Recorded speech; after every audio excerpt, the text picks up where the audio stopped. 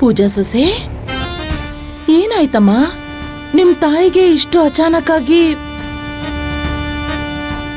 ಎಷ್ಟ್ ದಿನ ಇರ್ಬೇಕಂತೆ ಅವ್ರ ಆಸ್ಪತ್ರೆಯಲ್ಲಿ? ಸರೋಜಾ, ಪೂಜಾಗೆ ಸ್ವಲ್ಪ ಆರಾಮಾಗೋದಕ್ಕೆ ಬಿಡು. ಸುಸ್ತಾಗಿರ್ತಾಳೆ ಪಾಪ.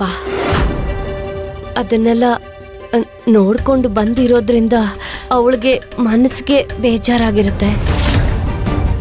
ನೀನು ಸ್ವಲ್ಪ ಹೊತ್ತಾದ್ಮೇಲೆ.